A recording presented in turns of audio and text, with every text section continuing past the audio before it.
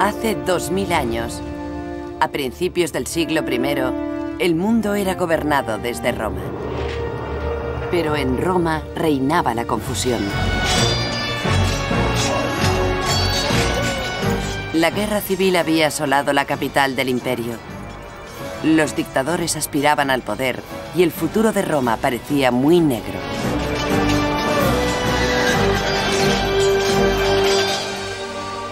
Sin embargo, el Imperio Romano surgió del caos más fuerte y deslumbrante que nunca. En unos pocos años se extendió desde Britania por toda Europa hasta el sur de Egipto, desde el norte de África por todo el Mediterráneo hasta Oriente Medio. Abarcaba cientos de lenguas y religiones y cultivó estas culturas tan diversas en una tierra muy fértil, de la que surgió la civilización occidental. Roma se convirtió en la primera y más perdurable superpotencia, extendiéndose sobre siglos y continentes. Los días gloriosos de Roma estuvieron marcados por nombres que han llegado hasta nosotros a través de los milenios: Ovidio y Nerón, Séneca y Calígula. Pero la historia de Roma es más que la historia de unos hombres famosos. Millones de personajes menos conocidos interpretaron distintos acordes en la sinfonía del imperio. Hombres como el rico benefactor Eumaquia, Boadicea, la reina rebelde, e innumerables soldados y esclavos desconocidos, senadores y campesinos. Y por encima de todos ellos, un hombre, César Augusto. Este fue el emperador que marcó el tono de las asombrosas resonancias de Roma. Esta serie narra la historia de Augusto y su pueblo, los hombres y mujeres que impusieron el orden al caos, conformando el mayor imperio que el mundo haya visto jamás, y dando inicio al Imperio Romano en el siglo I.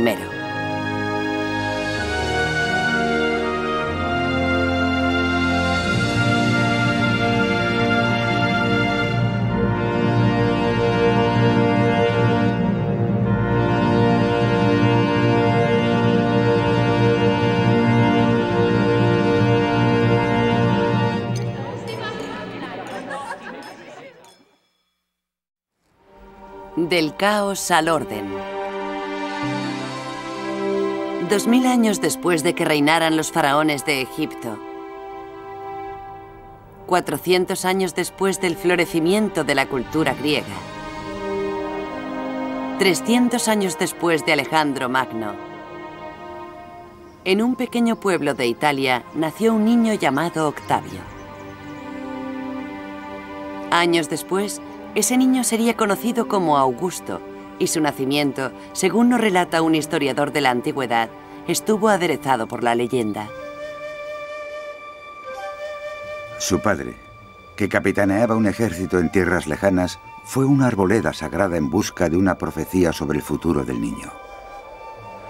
Cuando se vertió vino sobre el altar, las llamas llegaron hasta el cielo, una señal que solo había sido vista una vez antes con Alejandro Magno. El sacerdote declaró que Augusto gobernaría el mundo.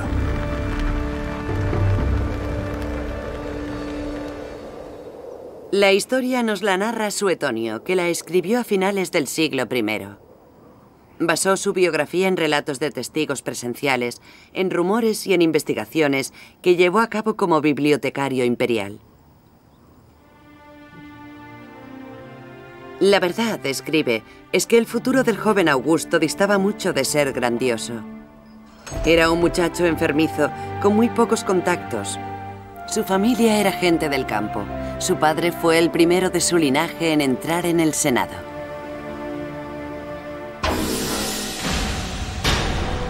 Y aún peor, Augusto nació en unos tiempos muy peligrosos. La guerra civil era una herida abierta desde hacía décadas. Los nobles enemistados, muchos de ellos controlando poderosos ejércitos, luchaban para conseguir el poder para sí mismos. Y con frecuencia, las tradiciones romanas de un gobierno popular eran pisoteadas, así como también los ciudadanos inocentes.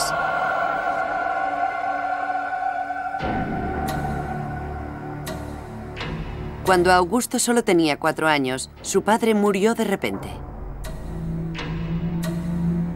Sin un mentor, el futuro del niño parecía muy sombrío. Pero en el año 49 a.C., cuando tenía 13 años, la fortuna de Augusto dio un giro dramático, ya que en ese mismo año, su tío abuelo, Julio César, obtuvo una gran victoria en el campo de batalla. Cruzando con su ejército el río Rubicón, César se declaró amo de Roma y gobernante de un imperio que aún aspiraba a la grandeza. En la época de Julio César, el Imperio Romano era como un muchacho que tuviera una estatura de 1,80 m, pero solo con 14 o 15 años. Aún no es un hombre. Los factores externos de un imperio estaban allí, el ejército estaba allí. Los romanos controlaban casi toda la costa del Mediterráneo, con la excepción de Egipto. Sin embargo, aún no habían aprendido a unir todos los elementos en un organismo funcional. Las últimas décadas de luchas internas habían debilitado al imperio. Las tribus del norte hostigaban las fronteras, los enemigos se enfrentaban a Roma en el este, y la provincia de España amenazaba con independizarse. Julio César se movilizó rápidamente para reforzar las fronteras y su propio legado.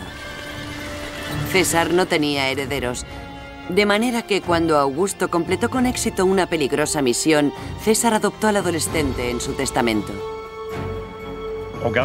Augusto entendió que tenía una gran oportunidad. No obstante, carecía de adiestramiento militar, pero era el heredero de la figura política más grande que existía en Roma en ese momento, y se aprovechó de ello.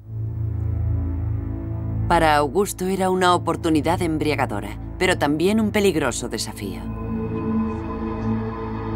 En el año 44 a.C., los extranjeros no eran la única amenaza a la estabilidad. César tenía enemigos en el reducido círculo de sus consejeros.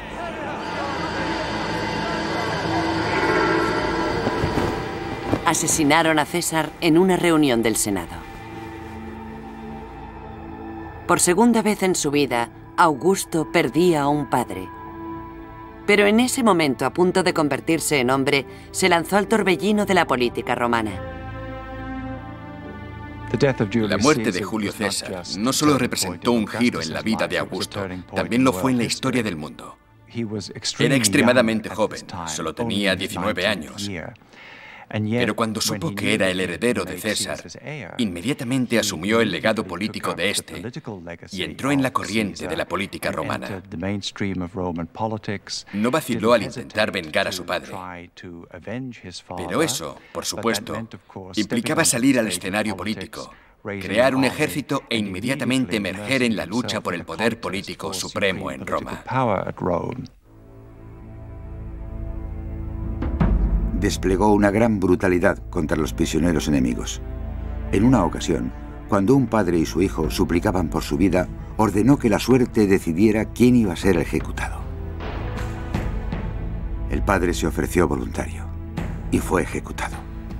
Debido a ello, el hijo se suicidó. Augusto observó cómo morían los dos. Suetonio describe la crisis como un juicio por fuego y Augusto no vaciló en ningún momento. Formó una estratégica alianza con Marco Antonio, un poderoso general que también quería el poder supremo. Juntos masacraron a sus enemigos en la capital. Luego persiguieron a sus rivales hasta las costas de Grecia, donde pelearon y ganaron dos de las batallas más sangrientas de la historia de Roma. Cuando terminó la carnicería, el imperio era suyo. Augusto y Marco Antonio se dividieron el botín.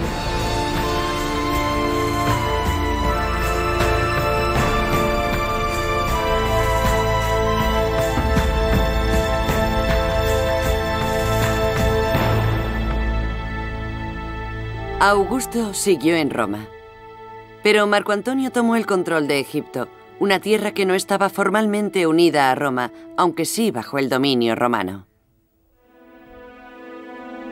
Allí juntó sus fuerzas con las de la reina de Egipto. Los historiadores de la antigüedad, como Casio Dio, creen que fue una jugada fatídica. Cuando Marco Antonio se enamoró locamente de su nueva aliada, muchos temieron que la ambiciosa reina pudiera conspirar para dominar la misma Roma. Se llamaba Cleopatra.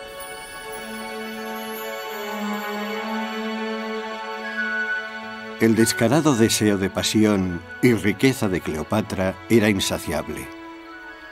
Por amor, se había proclamado reina de Egipto, pero fracasó en su objetivo de ser la reina de los romanos. Cleopatra no disfrutaba de un gran prestigio en Roma. Lo que más irritaba de Cleopatra a la gente era que se trataba de una poderosa mujer del este, de un país muy rico con un sistema de gobierno monárquico. Por ello simbolizaba la falta de moderación, de control, ya que tendía al frenesí, a la furia.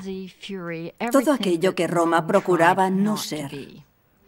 Cleopatra y Marco Antonio fueron considerados los líderes del imperio del mal. La alianza de Marco Antonio con Augusto fue debilitándose. Él y Cleopatra se movilizaron, pero Augusto dio el primer golpe. El poeta Virgilio describió posteriormente la batalla como una lucha épica de Oriente contra Occidente. De pie en la popa, Augusto capitaneó a los romanos en la batalla, llevando con él la fuerza del Senado y del pueblo. Frente a él, con su bárbara riqueza, se encontraba Marco Antonio, preparado para la batalla. Llevaba con él los poderes de Oriente y, para escándalo de todos, su esposa egipcia. Sus monstruosas divinidades levantaron las armas contra nuestros dioses romanos.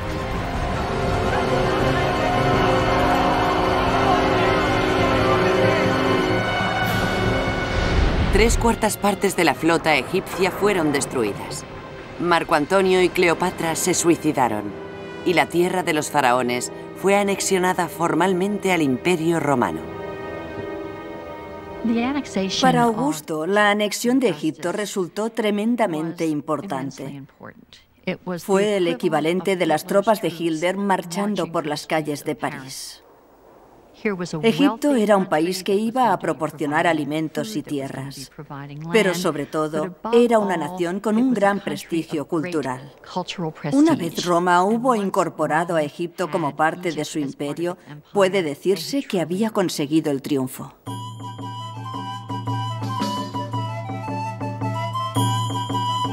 No hay nada que los hombres puedan desear de los dioses.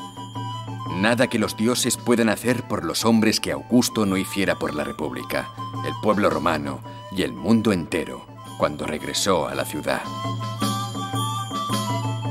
Las guerras civiles habían finalizado, y también las guerras extranjeras. La furia de las armas estaba en descanso. En el año 29 a.C., cuando Augusto volvió a una Roma asolada por la guerra, la ciudad enloqueció de entusiasmo. El glorioso general juró restaurar la paz y la seguridad. Fue una promesa que mantuvo. La victoria de Augusto inició un periodo de asombrosa vitalidad cultural, de renovación religiosa y de bienestar económico que se extendió por todo el imperio. Sería conocido como la Pax Romana, la paz de Roma. Y para muchos marcó el retorno del mítico y glorioso pasado de Roma. Pero Augusto nunca volvió los ojos al pasado. En ese momento era un hombre endurecido de 32 años, el único gobernante del mundo grecorromano, el primer emperador de Roma. La victoria había sido costosa. Sin embargo, el mayor desafío aún estaba por llegar, ya que para evitar el destino de Julio César tenía que desarmar al Senado y seducir a las masas. Tenía que hacer algo más que ganar la guerra. Tenía que ganar la paz. Ese desafío ocuparía el resto de su vida.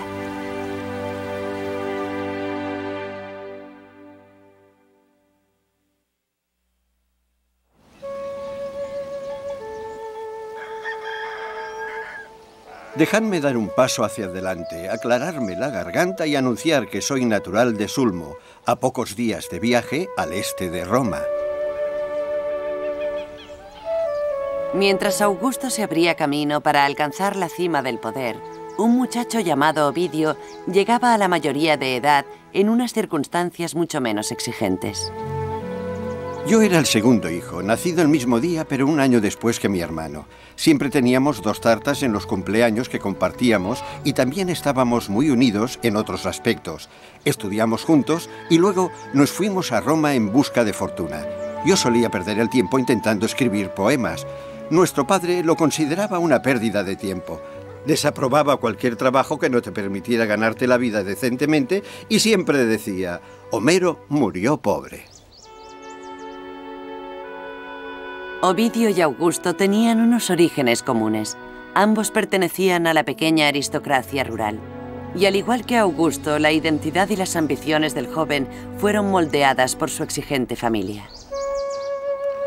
Intenté dejar la poesía y dedicarme a la prosa en temas serios. Pero una mente frívola como la mía atrae inspiraciones frívolas, algunas demasiado buenas para coquetear con ellas. Seguía cayendo en mis malos hábitos, en secreto y avergonzado. No podía evitarlo. Si se trataba de temas serios, me sentía como un impostor, pero le debía a mi padre y a mi hermano cumplir con mi deber. Según las leyes romanas, un padre ejercía un control absoluto sobre sus hijos. Los que le ofendían podían ser desheredados, vendidos como esclavos e incluso asesinados. El joven Ovidio intentó satisfacer las esperanzas de su padre. Se casó, estudió leyes, pero la presión era insoportable.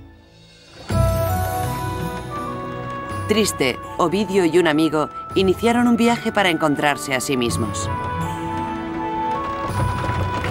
Viajamos por todas las magníficas ciudades de Asia. Observamos cómo las llamas del Etna iluminaban el cielo. Surcamos las aguas con un barco pintado y también viajamos en carreta. Con frecuencia, el camino parecía muy corto, ya que estábamos inmersos en nuestras conversaciones. Cuando caminábamos, las palabras superaban a los pasos. Teníamos demasiado que decir, incluso para las largas veladas del verano. 18 meses después, Ovidio se estableció en Roma, más maduro y con mayor confianza en sí mismo. Decidió ser poeta. Cultivó nuevos amigos en los círculos literarios de Roma. Muy pronto, Ovidio se había hecho un nombre como el poeta supremo de los besos robados de Roma. ¿Tu marido asistirá a esta cena? Espero que sea tragante con la comida. Escucha y aprende lo que debes hacer. Cuando se acomode en su diván para cenar, acércate a él con cara seria. Procura mostrarte modesta y acomódate a su lado, pero secretamente tócame con el pie. No permitas que te rodee el cuello con sus brazos, no apoyes tu gentil cabeza en su pecho. No recibas sus dedos en tu regazo ni en tus ansiosos pezones. Y sobre todo, no le beses. Cuando haya terminado la cena, tu marido cerrará la puerta del dormitorio, pero sea lo que fuere que deparara la noche, mañana dime que le rechazaste. Es un error pensar que la poesía de Ovidio puede ser leída literalmente en términos autobiográficos. Creo que eso no sería justo con ningún poema de la antigüedad. Pero al mismo tiempo, Ovidio escribe sobre temas de los que ya tenía alguna experiencia y, sin duda, con sus poemas de amor, abrió la puerta a un mundo que era muy diferente en tono y calidad al del ambiente oficial. Mientras Ovidio prosperaba como hombre de letras, el nuevo emperador se mostraba como un hombre de acción. Reconstruyó Roma y su propia familia. Tras divorciarse de su esposa, Augusto se casó con su amante Livia, que estaba en avanzado estado de gestación. La jugada causó una gran sorpresa y puso los pelos de punta a más de uno, ya que el amor no era el único motivo. Y a pesar de que Augusto esquivaba las trampas del poder absoluto, muchos sospechaban que quería establecer una dinastía, una línea de herederos que gobernara Roma durante generaciones. Augusto sabía que era un movimiento peligroso, que Julio César había sido asesinado por parecer un rey. Augusto no iba a cometer el mismo error. Renunció al poder absoluto y estableció un delicado equilibrio entre la realidad y la ficción.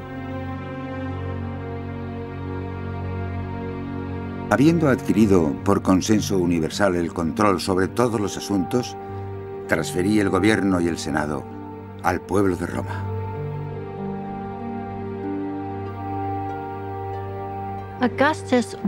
Augusto era un líder político muy cauto, porque pretendió restaurar las tradiciones políticas de la República, cuando, en realidad, estaba gobernando según las normas de una auténtica monarquía dinástica.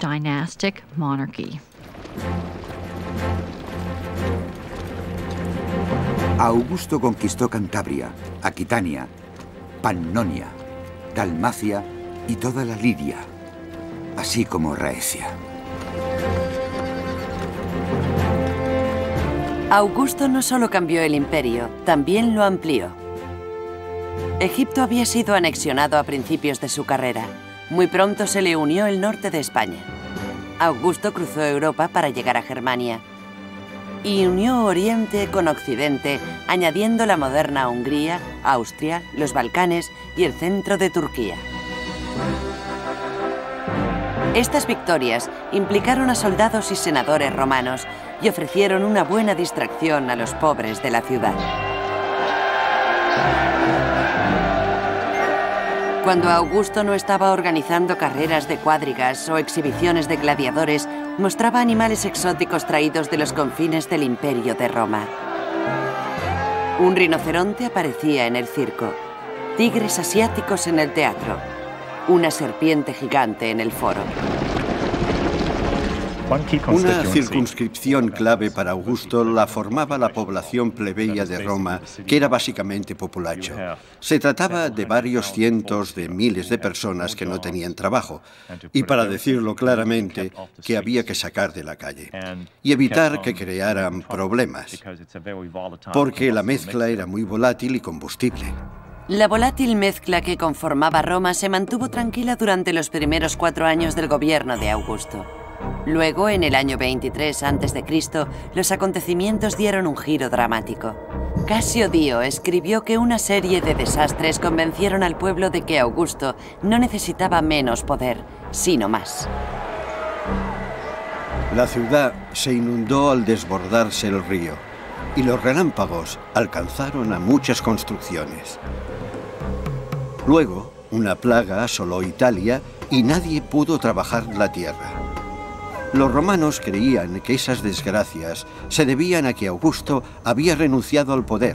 Deseaban nombrarle dictador.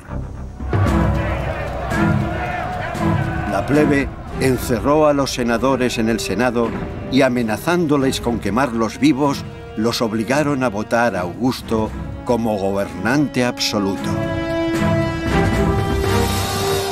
Las demandas amenazaban con trastornar el precario equilibrio político del emperador.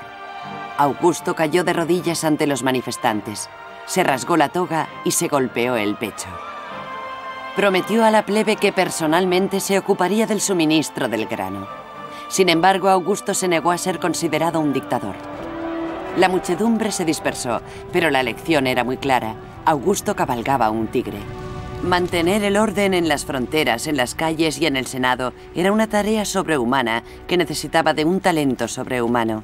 Afortunadamente para Roma, Augusto lo tenía. Luego ocurrió algo fortuito. Apareció el cometa Halley y Augusto hizo correr la voz de que se trataba del alma de Julio César ascendiendo al cielo. Desde ese momento fue llamado Julio César el Divino. Políticamente fue algo muy fuerte. ¿Qué hizo Augusto en ese momento? En todas las monedas, en todos sus escritos, en todos sus símbolos, ponía las letras de F, Hijo del Divino. Y en política es una gran ventaja ser el hijo del divino. Creo que hay muchos políticos actuales a quienes les gustaría poder hacerlo. Augusto adornó su nueva y piadosa identidad con historias de sus austeras costumbres. Se decía que vivía en una humilde casa, que dormía en una cama baja y que comía alimentos corrientes, pan, queso y a veces incluso menos.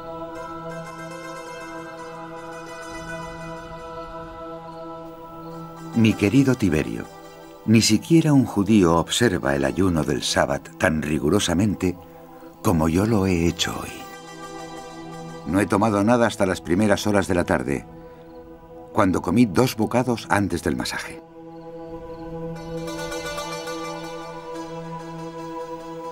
Augusto sostenía que los cambios morales eran el enemigo de Roma. Pensaba que su futuro dependía de su pasado mediante la restauración de valores que él creía que habían hecho grande a Roma en un principio.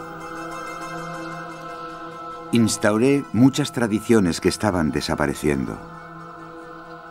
Restauré 82 templos de los dioses sin olvidar ninguno que exigiera ser reparado. En público, Augusto predicaba con el ejemplo. Sacrificaba animales según los ritos ancestrales y restableció las normas sociales tradicionales. Nuevas leyes asignaron los asientos del teatro según la categoría social. Las mujeres ocuparon las últimas filas. El adulterio estaba penado por la ley y se alentaba el matrimonio y la maternidad. Para muchos, la sociedad romana había recuperado su verdadero rumbo. El hijo de un dios estaba creando un imperio para el futuro. ¿Quién podría encontrar palabras para describir de forma adecuada los avances de estos años?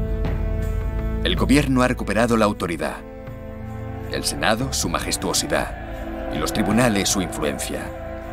Se han prohibido las protestas en el teatro. Se honra la integridad y se castiga la depravación.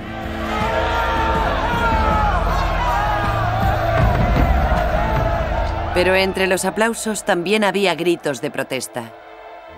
El nuevo tradicionalismo del emperador molestaba a amigos y enemigos por igual. Incluso molestaba a su hija Julia, durante mucho tiempo un peón de la política familiar. Julia supuso que estaba exenta de las estrictas normas de su padre. Estaba equivocada.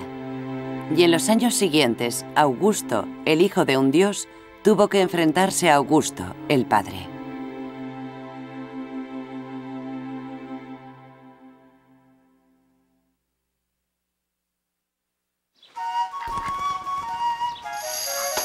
Si hay alguien aquí que sea un novicio en el arte del amor, que lea mi libro.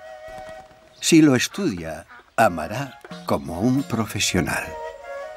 A medida que el emperador Augusto marcaba el rumbo de rigor moral, el poeta Ovidio pisaba un terreno muy diferente. Se había convertido en el poeta vivo más famoso de Roma y su audacia aumentaba al mismo ritmo que su reputación. Después de haber agotado los convencionalismos de la poesía amorosa, decidió ir más allá. Empezó a componer un manual de consejos prácticos para el adulterio. Primer paso. Pasea por una columnata sombreada. No te pierdas el templo de Adonis, pero el teatro es tu mejor terreno de caza. Allí encontrarás mujeres dispuestas a satisfacer cualquier deseo. De la misma forma que las hormigas van y vienen, las damas cultas acuden en masa a los juegos. Van por el espectáculo y para exhibirse ellas mismas. Hay tantas que, a veces, me tambaleo al tener que elegir. Muchos romanos anhelaban seguir a su emperador por la senda de los viejos tiempos de la estricta virtud romana, pero otros se deleitaban con las promesas de la nueva paz que Roma había encontrado. Ovidio era uno de ellos. Para el joven poeta los viejos límites carecían de sentido. No dudes de que podrás tener a cualquier mujer que desees. Algunas se entregan, otras se resisten, pero a todas les agrada que les hagas una proposición. Y aún en el caso de fracasar, el rechazo no duele. Pero ¿por qué ibas a fracasar? Las mujeres siempre agradecen el placer y las novedades les resultan excitantes. Las guerras civiles habían provocado enormes cambios sociales. Algunas mujeres habían ganado influencia política, más derechos y una nueva libertad. Según la tradición, una de esas mujeres era Julia, la única hija del emperador. Julia se sentía atraída por las letras y había sido bien educada, algo propio de la familia. También era de naturaleza apacible y sin ninguna intención cruel. Todo ello le valió una gran estima como mujer. En general, Julia no rechazaba los valores tradicionales. Durante mucho tiempo había soportado el exagerado control de su padre. Obedientemente se casó 3 veces para satisfacer sus ambiciones dinásticas. Tuvo 5 hijos. 2 de ellos, Cayo y Lucio, eran considerados por Augusto como probables herederos. Pero al igual que Ovidio, Julia esperaba algo más de la paz. Era inteligente y vivaz y tenía una lengua irreverente que se enfrentaba a las convenciones romanas. Su legendario ingenio ha llegado hasta nosotros gracias a un escritor romano llamado Macrobio. Su padre le ordenó en varias ocasiones, de forma cariñosa y severa, que modelase sus llamativos vestidos y que tuviera unas compañías menos dudosas. Una vez la vio con un vestido exageradamente escotado, lo desaprobaba, pero no dijo nada. Al día siguiente, Julia, con un vestido diferente, abrazó a su padre modestamente. Este no podía disimular su alegría y le dijo: ¿no es este vestido más apropiado para la hija de Augusto? Julia le respondió: hoy voy vestida para los ojos de mi padre. Ayer me vestí para los de mi marido.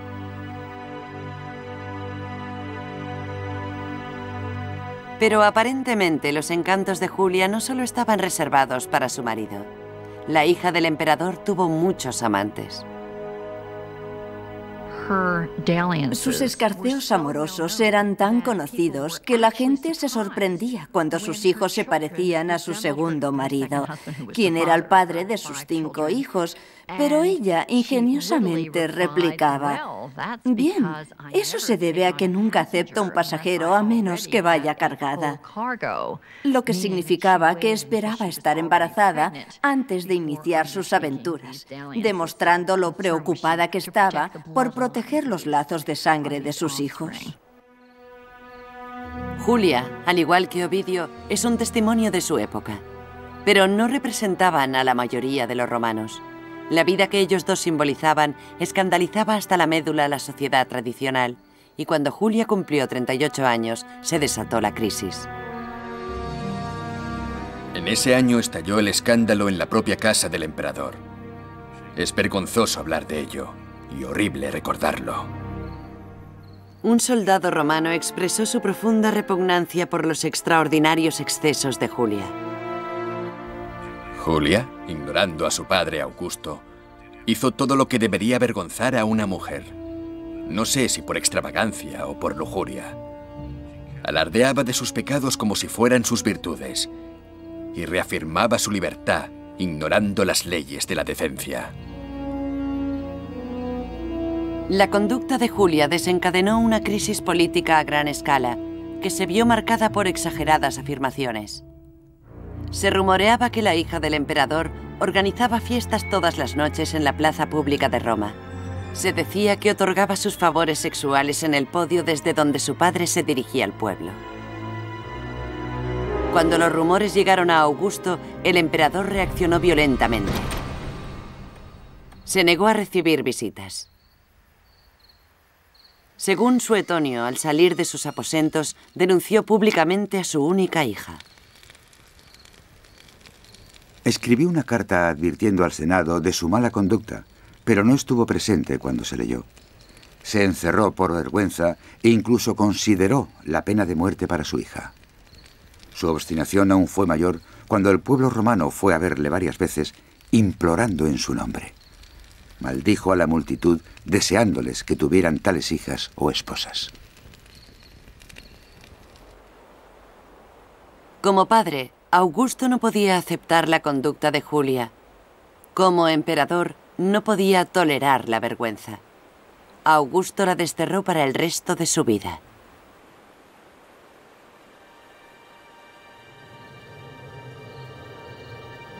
Iba a omitir las formas en las que una muchacha inteligente puede eludir a su marido o a un guardia vigilante. Pero ya que necesitas ayuda, este es mi consejo. Poco después del exilio de Julia, Ovidio hizo público su salaz poema. No podía haber elegido peor momento. Por supuesto, un guardia se interpone en tu camino, pero aún puedes escribir. Compón cartas de amor cuando estés sola en el baño y envíalas por medio de una cómplice. Ella puede ocultarlas junto a su cálida carne, bajo su vestido o ponerlas bajo el pie. Si tu guardián se enterara de ello, ella puede ofrecer su piel como papel y llevar notas escritas en su cuerpo. Los poemas de Ovidio alababan la conducta por la que había sido desterrada la hija del emperador, y su destino era como una advertencia. Por el momento el emperador permaneció mudo con relación al rebelde con más talento de Roma. Ovidio pasó a escribir poemas menos provocativos. Volvió a casarse y desde entonces apreció mucho más la discreción. Disfruta los placeres prohibidos en el lugar apropiado. Pero cuando te vistas, no olvides la máscara del decoro. Una cara inocente oculta más que una lengua mentirosa. Ovidio había sido advertido. La orden de Augusto establecía normas de decoro, y Ovidio las había puesto a prueba al máximo.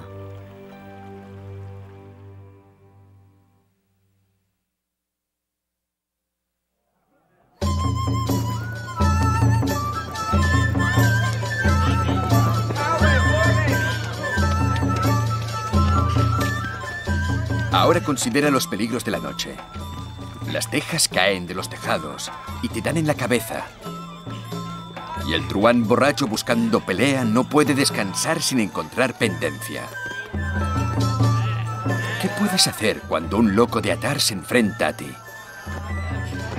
O cuando los vecinos tiran vasijas rotas por la ventana.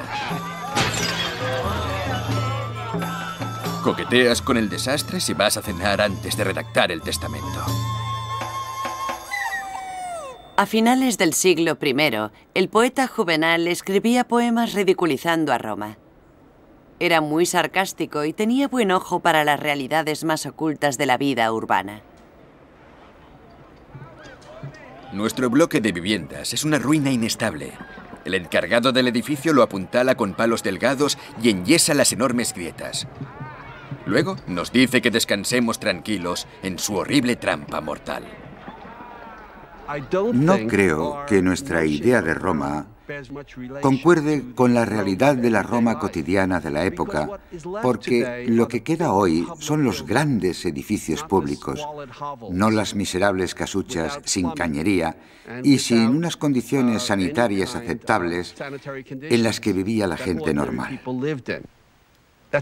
Esa es, precisamente, la razón de que la élite prefiriera retirarse a las colinas, construyendo allí sus villas, alejados del ruido, del hedor y de la multitud de gente que se apretujaba.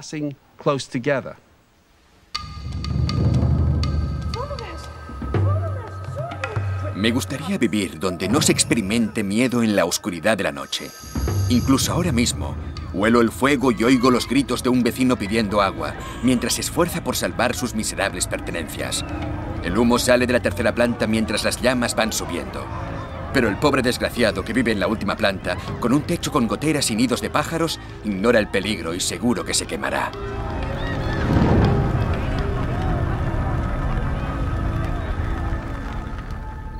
En el año 4, en el Palacio Imperial, el emperador Augusto tampoco dormía. Pero no por miedo al fuego. Convertido en un anciano de 66 años, Augusto había perdido casi todo su vigor juvenil. Había perdido la visión del ojo izquierdo. Le quedaban pocos dientes, muy separados y gastados. Sus cabellos eran pocos y amarillentos. Tenía la piel irritada de tanto rascarse y llena de rasguños. Estaba tan reseca que parecía un tiñoso.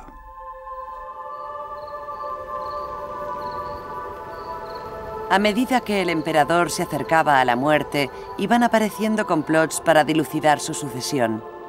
Sus nietos y herederos habían muerto de forma inesperada, y el mismo emperador vivía bajo la constante amenaza de ser asesinado. Hablando en nombre de Augusto, un historiador de la antigüedad expresó su dilema. A pesar de que la soledad es terrible, escribió, la compañía también lo es. Los hombres que nos protegen son los más aterradores. En cierto modo, Augusto parecía una roca, y lo que creó también lo parecía, por lo que es fácil olvidar su fragilidad. Creo que sus contemporáneos eran conscientes de dicha fragilidad, y desde luego Augusto estaba preocupado en exceso por proporcionar un sistema de gobierno seguro cuando él faltara.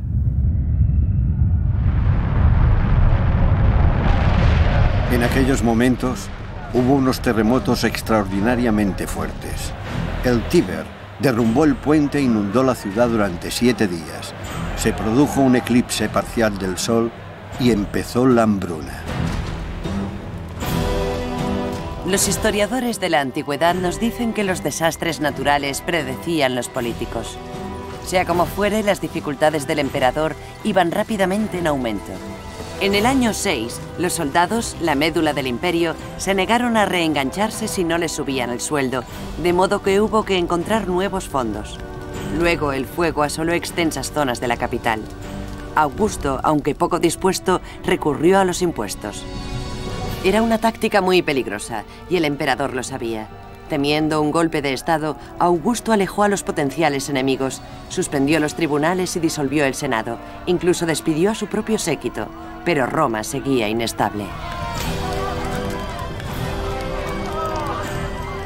La plebe, angustiada por la hambruna y los impuestos después de los incendios, estaba inquieta. Hablaban abiertamente de rebelarse. Al caer la noche, pegaban carteles sediciosos.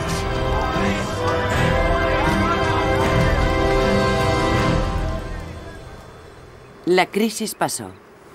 Pero muy pronto, un nuevo y aún peor desastre golpeó al envejecido Augusto. Empezó en Germania, tierra de tribus ferozmente independientes y, a los ojos de los romanos, de bárbaros. La región había sido recientemente conquistada y las costumbres romanas iban arraigando, o eso creían. Los bárbaros no habían olvidado sus antiguas tradiciones, su forma de vida libre ni el poder de las armas. Pero siempre que pudieran ser asimilados lentamente por la cultura romana, no se daban cuenta de que estaban cambiando y no se resistían a su influencia. Sin embargo, esa pacífica evolución llegó a su término en el año 9, el año en que un arrogante y joven general llamado Quintilio Varo se convirtió en el comandante del ejército del Rin y trató a la provincia con mano de hierro. Obligó a los bárbaros a cambios más drásticos y, entre otras cosas, los trataba como si fueran esclavos de Roma y les exigía dinero como si fueran sus súbditos. Varo calculó terriblemente mal el grado del control romano que debía ejercer y no supo juzgar la sumisión germana. Un influyente caudillo germano organizó una revuelta a gran escala y atrajo a las tropas de Varo a una trampa, en un terreno desconocido para este.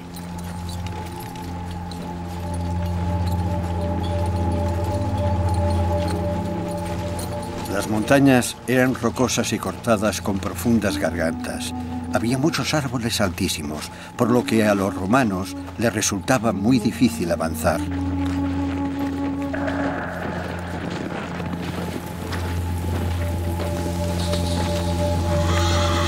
La lluvia formó una espesa cortina y los fuertes vientos les obligaron a separarse.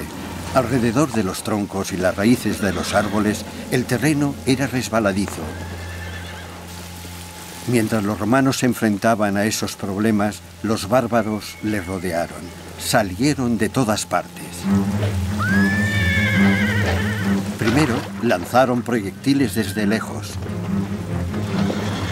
Pero luego, ya que nadie respondía y eran muchos los heridos, los bárbaros fueron acercándose y los romanos no pudieron defenderse.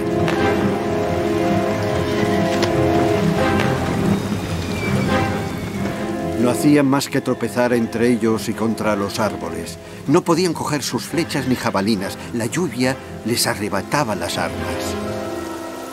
Incluso sus mojados escudos eran inútiles. Y así, todos los hombres y todos los caballos fueron masacrados. 3 legiones fueron aniquiladas, la 10ª parte del ejército de Roma. Augusto, informa su biógrafo, estaba traumatizado. Dicen que estaba tan trastornado que durante varios meses se dejó crecer los cabellos y la barba. Y a veces golpeaba la cabeza contra las puertas y gritaba: «Quintilio Varo, devuélveme mis legiones».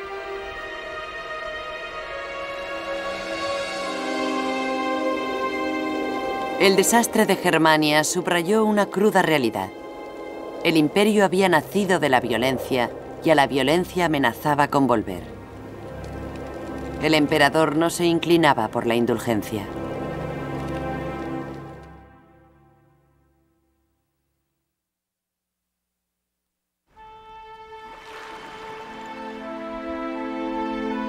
Créeme, el placer del clímax del amor no debe precipitarse, sino saborearse.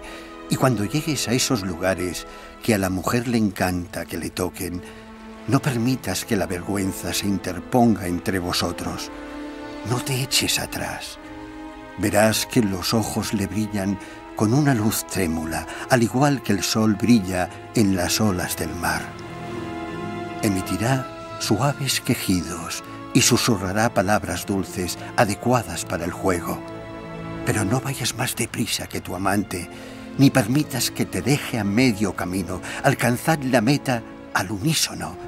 Cuando un hombre y una mujer caen agotados juntos, los dos ganan. Ese es el mejor premio. Cuando se publicaron por primera vez, las ardientes palabras de Ovidio cautivaron a Roma.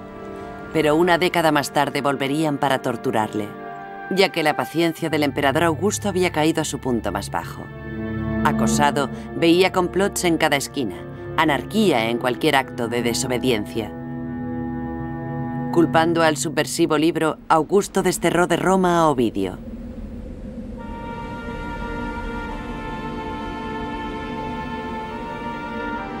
Hola, ¿estás ahí? Si es así, sé complaciente con estos versos míos. No provienen de mi jardín ni del viejo diván en el que solía recostarme. Quienquiera que seas y cualquiera que sea el salón, el dormitorio o el estudio en el que te encuentres, los he escrito en la cubierta, apoyado sobre la borda. El poeta fue enviado a un apartado lugar muy poco civilizado, en los confines del imperio, en las costas del Mar Negro. Para Ovidio, el más sofisticado de los urbanitas, ningún castigo podría haber sido más duro. Su picaresco aplomo se derrumbó convirtiéndose en angustia. Cuando cae la noche aquí, pienso en aquella otra noche, cuando fui arrojado a la interminable tristeza. Conseguimos reír 1 o 2 veces cuando mi esposa encontró en un viejo baúl algunas ropas viejas. Puede que esto esté de moda esta temporada, la nueva moda romana, pero de igual manera nuestras risas se cortaron y se convirtieron en lágrimas. Nos abrazamos. Mi esposa sollozaba junto al hogar. ¿Qué podía decirle yo? Di el primer paso con el que todos los viajes comienzan, pero no pude dar el segundo. Apenas podía respirar. Lo intenté de nuevo. Detrás de mí, ella cayó rodando por el suelo. Sus cabellos cayeron en cascada en el hogar, levantando polvo y cenizas. Oí que me llamaba por mi nombre. Creí haber sobrevivido lo peor. ¿Qué podía ser peor? Pero mi esposa se levantó, me persiguió y me abrazó sollozando. Los sirvientes la apartaron. Cualquier vestigio de dignidad que aún me quedara murió allí.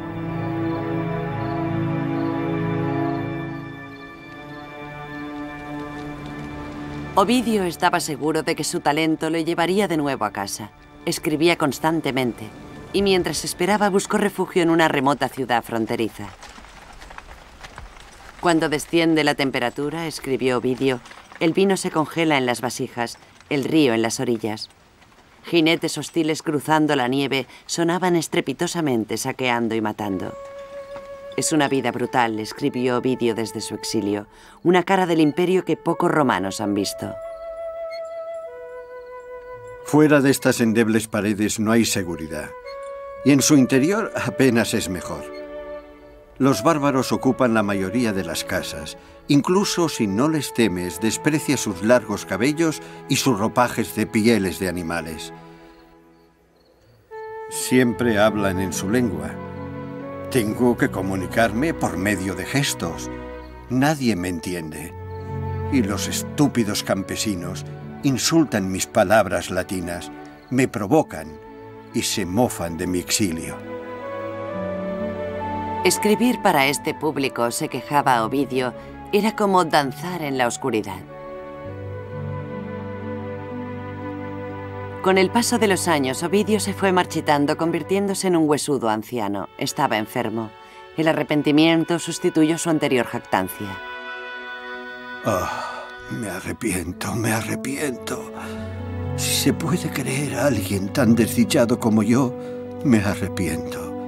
Me torturan mis obras. Sin embargo, Ovidio nunca recibió respuesta a sus súplicas y nunca fue perdonado. A medida que se acercaba la muerte, se resignó tristemente a su destino. Mírame. Añoro mi patria, mi hogar y a ti. He perdido todo lo que una vez tuve, pero aún me queda mi talento. Los emperadores no tienen jurisdicción sobre él. Mi fama me sobrevivirá, incluso después de muerto. Y mientras Roma domine el mundo, la gente me leerá. 9 años después de su exilio, Ovidio murió. Vivió más tiempo que Augusto, pero se había doblegado a la voluntad del emperador. Al principio de su vida pública, Augusto había ganado las guerras que había sostenido Roma. Al final ganó la paz, y hombres como Ovidio pagaron el precio. En los años venideros, cuando hombres más perversos gobernaron Roma, ese precio aún sería más alto.